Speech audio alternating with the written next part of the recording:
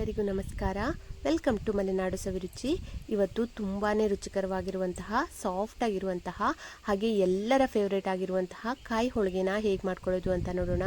ತುಂಬ ಅಂದರೆ ತುಂಬ ರುಚಿಯಾಗಿರುತ್ತೆ. ಗೋಧಿ ಹಿಟ್ಟಲ್ಲಿ ಕೂಡ ಸಾಫ್ಟಾಗಿ ಕಾಯಿ ಹೋಳಿಗೆನ ಮಾಡ್ಕೋಬೋದು. ಬನ್ನಿ ಹಾಗಿದ್ರೆ ಯಾವ ರೀತಿಯಾಗಿ ಮಾಡ್ಕೊಳ್ಳೋದು ಅಂತ ನೋಡೋಣ. ಮೊದಲನೇದಾಗಿ ಒಂದು ಬಾಣಲೆಗೆ ತುರಿದಿಟ್ಕೊಂಡಿರುವಂತಹ ಕಾಯನ್ನು ಒಂದು ಮಿಕ್ಸಿ ಜಾರಲ್ಲಿ ಈ ರೀತಿಯಾಗಿ ನೀರು ಹಾಕ್ದೇ ಸ್ವಲ್ಪ ರುಬ್ಬಿ ಇಟ್ಕೋಬೇಕು. ಈ ರೀತಿಯಾಗಿ ರುಬ್ಬಿ ಸೇರಿಸ್ಕೊಳ್ಳೋದ್ರಿಂದ ಕಾಯಿ ಹೋಳಿಗೆ ತುಂಬಾ ಚೆನ್ನಾಗಿ ಬರುತ್ತೆ. ನೋಡಿ, ಈ ರೀತಿಯಾಗಿ ಸ್ವಲ್ಪ ರುಬ್ಕೊಂಡು ಸೇರಿಸ್ಕೊತಾ ಇದ್ದೀನಿ. ಇದಕ್ಕೆ ನೀರೇನೂ ಹಾಕಬಾರ್ದು, ಹಾಗೆಯೇ ರುಬ್ಬಿಟ್ಕೋಬೇಕು. ನೋಡಿ, ನಾನಿಲ್ಲಿ 2 ಕಾಯಿಂದ ಹೋಳಿಗೆನ ಮಾಡ್ಕೋತಾ ಇದ್ದೀನಿ. 2 ಕಾಯಿನ ತುರಿದು ಇಟ್ಕೊಂಡಿದ್ದೆ. ಪೂರ್ತಿಯಾಗಿ ಅದನ್ನ ಈ ರೀತಿಯಾಗಿ ಮಿಕ್ಸಿ ಜಾರಲ್ಲಿ ರುಬ್ಬಿ ಇಟ್ಕೊಂಡಿದ್ದೀನಿ. ಈಗ ಎಲ್ಲನೂ ರುಬ್ಬಿ ಇಟ್ಕೊಂಡಾಗಿದೆ. ಇದಕ್ಕೆ ಈಗ ನಾನು ಸುಮಾರು ಈ ಕಪ್ಪಲ್ಲಿ 3 ಕಪ್ ಆಗುವಷ್ಟು ಕಾಯಿ ತುರಿ ಇತ್ತು. ಹಾಗಾಗಿ ಇದೇ ಕಪ್ಪಲ್ಲಿ 1.5 ಕಪ್ ಆಗುವಷ್ಟು ಬೆಲ್ಲನ ಸೇರಿಸ್ಕೊತಾ ಇದ್ದೀನಿ. ಕಾಯಿ ಹೋಳಿಗೆಗೆ ಬೆಲ್ಲ ಜಾಸ್ತಿ ಬೇಕಾಗೋದಿಲ್ಲ, ಸ್ವಲ್ಪ ಕಡಿಮೆ ಪ್ರಮಾಣದಲ್ಲೇ ನಾವು ಬೆಲ್ಲನ ಹಾಕ್ಕೊಳ್ಬೇಕಾಗತ್ತೆ.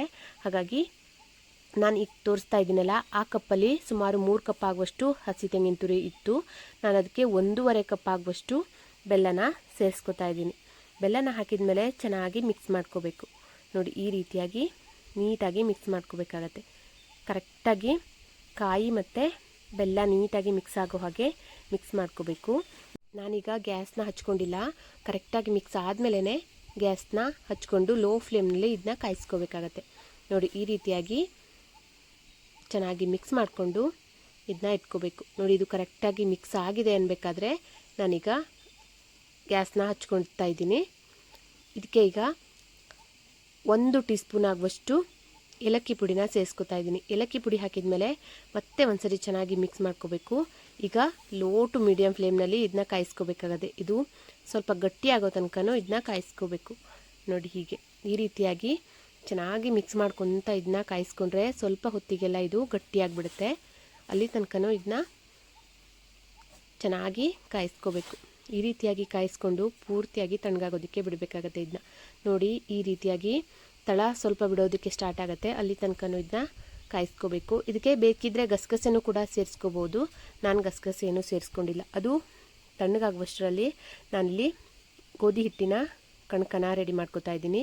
ಈ ಕಪ್ಪಲ್ಲಿ 1 ಕಪ್ ಆಗುವಷ್ಟು ಗೋಧಿ ಹಿಟ್ಟನ್ನು ಹಾಕಿ, ರುಚಿಗೆ ತಕ್ಕಷ್ಟು ಉಪ್ಪನ್ನು ಹಾಕಿ,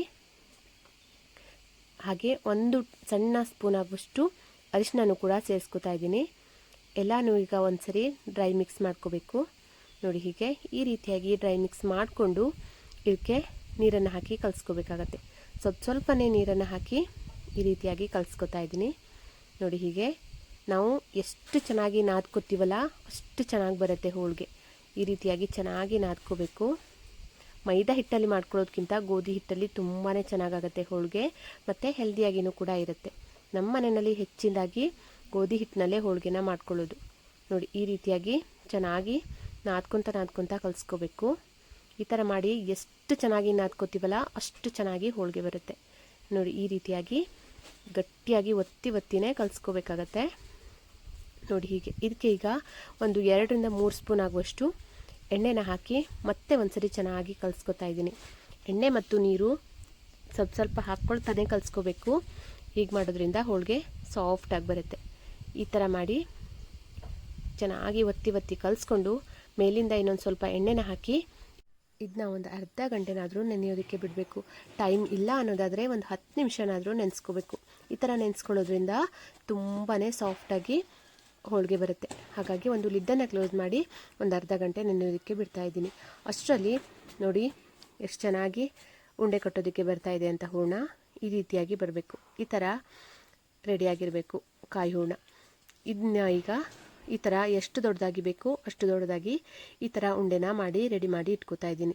ಎಲ್ಲನೂ ಹೀಗೆ ರೆಡಿ ಮಾಡಿ ಇಟ್ಕೊಂಡ್ರೆ ಹೋಳಿಗೆ ಮಾಡೋ ಟೈಮಿಗೆ ಬೇಗ ಆಗುತ್ತೆ ಅಂತ ಎಷ್ಟು ಸಾಧ್ಯನೋ ಅಷ್ಟು ಈ ರೀತಿಯಾಗಿ ಮಾಡಿ ಇಟ್ಕೊತಾ ಇದ್ದೀನಿ.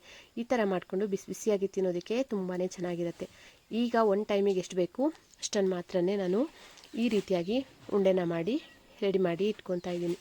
ಈಗ ಚೆನ್ನಾಗಿ ಕಣಕ ಕೂಡ ಚೆನ್ನಾಗಿ ನೋಡಿ ಸಾಫ್ಟಾಗಿದೆ. ಇದನ್ನ ಮತ್ತೆ ಒಂದ್ಸರಿ ಈ ರೀತಿಯಾಗಿ ಕಲಿಸ್ಕೊಂಡು ಇದನ್ನ ನಮಗೆ ಎಷ್ಟು ದೊಡ್ಡದಾಗಿ ಬೇಕೋ ಅಷ್ಟು ದೊಡ್ಡದಾಗಿರುವಂತಹ ಕಣಕನ ತಗೊಂಡು ಚೆನ್ನಾಗಿ ಅದನ್ನ ಕೈಯಲ್ಲೇ ನೋಡಿ ಈ ರೀತಿಯಾಗಿ ಮಾಡ್ಕೋಬೇಕು. ಈ ಥರ ಮಾಡಿಕೊಂಡು ಒಳಗಡೆ ಹೂರಣನ ಹಾಕಿ ಚೆನ್ನಾಗಿ ಇದನ್ನ ಕ್ಲೋಸ್ ಮಾಡ್ಕೋಬೇಕು. ನೋಡಿ ಈ ರೀತಿಯಾಗಿ ಸ್ವಲ್ಪ ಲಟ್ಟಿಸ್ಕೊಂಡು ಒಳಗಡೆ ಹೂರಣನ ಹಾಕಿ ಕ್ಲೋಸ್ ಮಾಡಿಕೊಂಡ್ರೆ ನಮಗೆ ಎಷ್ಟು ದೊಡ್ಡದಾಗಿ ಬೇಕೋ ಅಷ್ಟು ದೊಡ್ಡದಾಗಿ ತಿಳುವಾಗಿ ನಾವು ಹೋಳಿಗೆನ ತಟ್ಸ್ಕೋಬೋದು. ಕೈಯಲ್ಲೂ ಕೂಡ ತಟ್ಬೋದು ಅಥವಾ ಈ ಥರ ಲಟ್ಟಣಿಗೆಲ್ಲೂ ಕೂಡ ಲಟ್ಟಿಸ್ಕೋಬೋದು. ನೋಡಿ ಈ ರೀತಿಯಾಗಿ ಮಾಡಿಕೊಂಡು ಚೆನ್ನಾಗಿ ಲಟ್ಟಿಸ್ಕೊತಾ ಇದ್ದೀನಿ. ನಾನಿಲ್ಲಿ ಲಟ್ಟಣಿಗೆಯಲ್ಲಿ ಲಟ್ಟಿಸ್ಕೊತಾ ಇದ್ದೀನಿ. ಈ ರೀತಿಯಾಗಿ ಎಷ್ಟು ತಿಳುವಾಗಿ ಬೇಕಾದರೂ ಮಾಡ್ಕೋಬೋದು.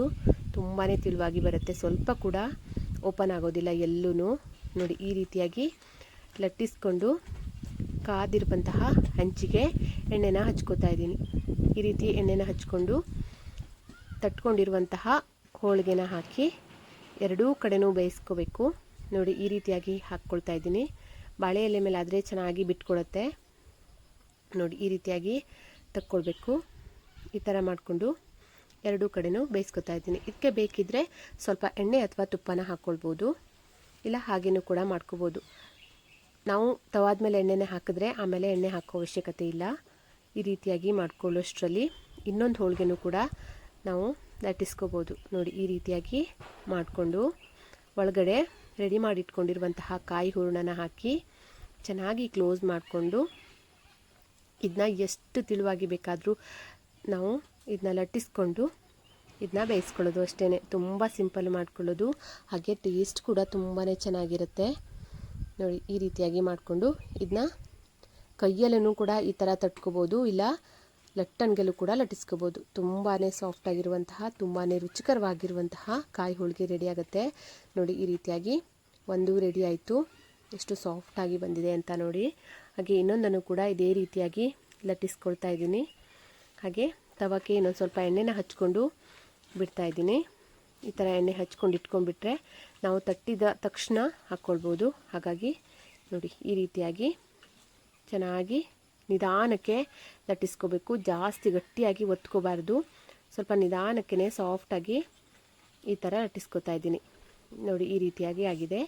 ಈಗ ಇದನ್ನ ಕಾದಿರುವಂತಹ ತವಾದ ಮೇಲೆ ಹಾಕಿ ಎರಡೂ ಕಡೆನೂ ಬೇಯಿಸ್ಕೊಂಡ್ಬಿಟ್ರೆ ತುಂಬ ಅಂದರೆ ತುಂಬ ರುಚಿಕರವಾಗಿರುವಂತಹ ಕಾಯಿ ಹೋಳಿಗೆ ರೆಡಿ ಆಗುತ್ತೆ. ಯಾವುದೇ ಹಬ್ಬದಲ್ಲೂ ಕೂಡ ಸ್ಪೆಷಲಾಗಿ ಮಾಡ್ಕೋಬಹುದು. ಇದು ನಾವು ದೀಪಾವಳಿ ಮತ್ತು ಯುಗಾದಿ ಹಬ್ಬಕ್ಕೆ ತುಂಬಾ ಮಾಡ್ಕೋತೀವಿ. ಹಾಗೆ ಎಕ್ಸ್ಟ್ರಾ ತಿನ್ನೋದಕ್ಕೂ ಕೂಡ ಬೇಕಾದರೆ ಮಾಡ್ಕೋಬೋದು. ಅಷ್ಟೊಂದು ಚೆನ್ನಾಗಿರುತ್ತೆ ಕಾಯಿ ಹೋಳಿಗೆ. ಈಗ ಎರಡೂ ಕಡೆನೂ ಬೇಯಿಸ್ಕೊಂಡಿದ್ದೀನಿ. ಈಗ ತುಂಬ ಅಂದರೆ ತುಂಬ ರುಚಿಕರವಾಗಿರುವಂತಹ ಕಾಯಿ ಹೋಳಿಗೆ ರೆಡಿಯಾಗಿದೆ. ಬಿಸಿ ಬಿಸಿ ಇರುವಾಗಲೇ ತುಪ್ಪದ ಜೊತೆ ತಿನ್ನೋದಕ್ಕೆ ಸಖತ್ತಾಗಿರುತ್ತೆ. ಈ ಥರ ತುಪ್ಪ ಇಷ್ಟ ಇಲ್ಲ ಅನ್ನೋರು ಹಾಲಿನ ಜೊತೆಗೂ ತಿನ್ಬೋದು, ಅಥವಾ ಕಾಯಿ ಹಾಲು ಮಾಡಿಕೊಂಡು ಕೂಡ ತಿನ್ಬೋದು. ಸಖತ್ತಾಗಿರುತ್ತೆ. ನೋಡಿ ಬಿಸಿ ಬಿಸಿ ತುಪ್ಪದ ಜೊತೆಗೆ ಇವತ್ತು ಸರ್ವ್ ಮಾಡ್ತಾ ಇದ್ದೀನಿ. ತುಂಬ ಅಂದರೆ ತುಂಬ ರುಚಿಕರವಾಗಿರುವಂತಹ ಹಾಗೆ ಬೇಗನೆ ಮಾಡ್ಕೊಳ್ಳುವಂತಹ ಕಾಯಿ ಹೋಳಿಗೆ ರೆಡಿಯಾಗಿದೆ. ಈ ರೀತಿಯಾಗಿ ಒಂದ್ಸರಿ ಟ್ರೈ ಮಾಡಿ ಹೇಗಿತ್ತು ಅಂತ ನನಗೆ ಕಮೆಂಟ್ ಮಾಡಿ ತಿಳಿಸಿ. ಹಾಗೆ ನನ್ನ ಈ ವಿಡಿಯೋ ನಿಮಗೆ ಇಷ್ಟ ಆಗಿದ್ದರೆ ಪ್ಲೀಸ್ ಒಂದು ಲೈಕ್ ಕೊಡಿ. ಹಾಗೆ ನಿಮ್ಮ ಫ್ರೆಂಡ್ಸ್ ಆ್ಯಂಡ್ ಫ್ಯಾಮಿಲಿಗೆಲ್ಲ ಶೇರ್ ಮಾಡ್ಕೊಳ್ಳಿ.